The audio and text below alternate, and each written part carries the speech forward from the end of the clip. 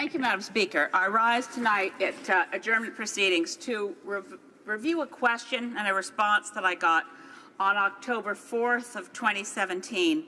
It relates to the challenge of climate change. My question was to the Prime Minister. The Prime Minister did rise and provide a response, but it was, I'd have to say, not entirely to the point of the question. It was certainly positive, and he was very generous in praising my personal work on this file for a very, very long time.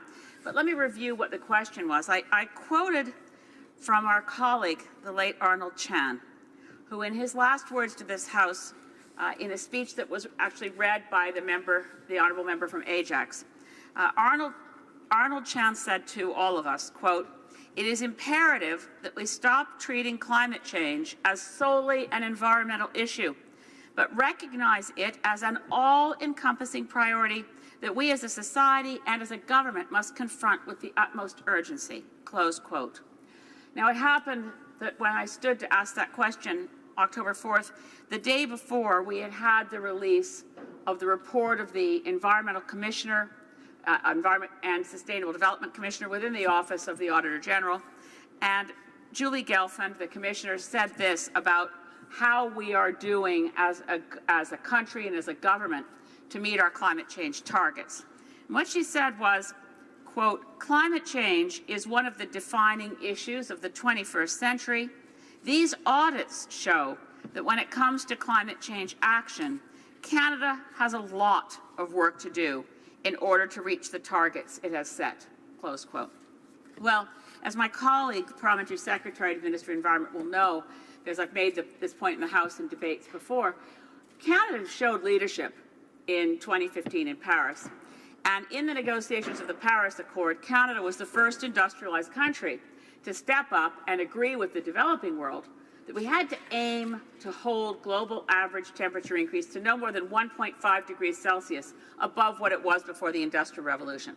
Now, these sound like trivial numbers, but in the context of survival for the low-lying island states, survival for peoples in the African continent, survival for the Arctic ice to be present over our North Pole seasonally, year-round into the future, we have to hold global average temperature to 1.5 degrees. Yet the target that Canada chose domestically is the very one that our Minister of Environment and Climate Change criticized in Paris, pointing out that the target of the previous Prime Minister, Stephen Harper, was really, as the Minister said at the time, the floor. We had to do better. We could aim higher. And certainly, the target of 30% below 2005 levels by 2030, put in place by the previous government in May of 2015, is entirely insufficient to meet the goals of the Paris Accord. Now, this inconsistency is troubling, but even more troubling is the finding that and the observation that we don't yet have a plan.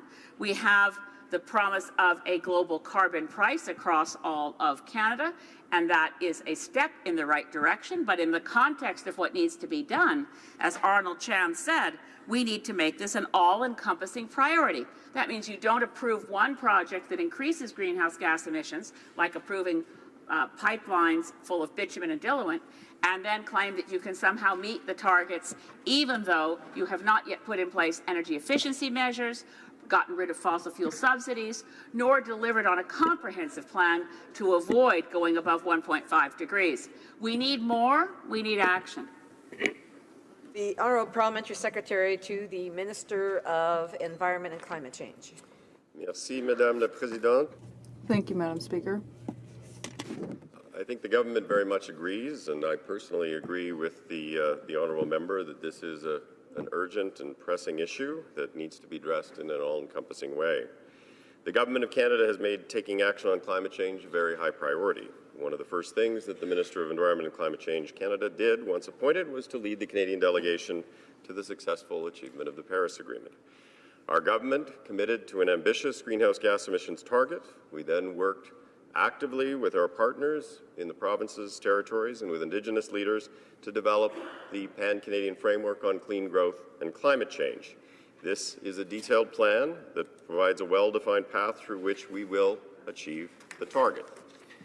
The previous Harper government set greenhouse gas reduction targets but never developed a plan, nor did the work required to meet them.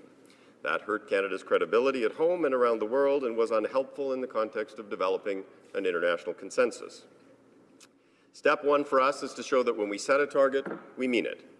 2 years after Paris, we have a lot to show for our efforts. We are introducing new legislation and regulations to ensure that a price on carbon pollution will apply across the country. The government is accelerating the phase-out of traditional coal-fired electricity units.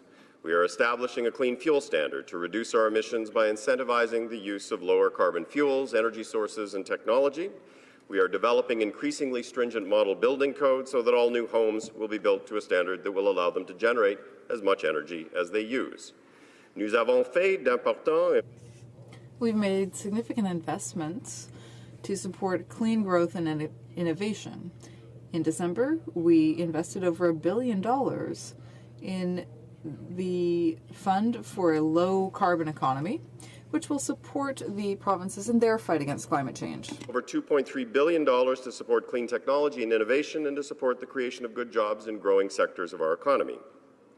We are 100% committed to achieving our target and to working collaboratively with the international community. On December the 9th, 2017, we released the first annual progress report on the implementation of the Pan-Canadian Framework. This report highlights the strong progress that federal, provincial, and territorial governments have made in putting the Pan-Canadian Framework into action. We have made very significant progress, but we know we need to do more. That is part of the Paris Agreement. All countries will need to increase their level of ambition over time. Le cadre pan-canadien établi. The national framework lays out a concrete plan to perhaps even go beyond our Paris objectives. The measures that we're taking today will have real, sustainable impacts on the well-being and resilience of our communities and on the environment. Madam Speaker, this government will continue to work every day to turn Canada's clean growth and climate action into new laws, regulations, actions, investments, jobs, and economic opportunities for Canadians. Member Saanich Gulf Islands. Thank you to the Honourable Parliamentary Secretary for the Environment. Here's the problem. The very same target that the Honourable Member just described as an ambitious target was the one that was put in place by the previous Harper government, which the Honourable Minister of Environment described in Paris as the floor, that we could do better. The reality is that achieving our target, and there are large questions about whether we will, that target is the weak target of 30% below 2005 levels by 2030, which does not get us to what we promised to do in Paris.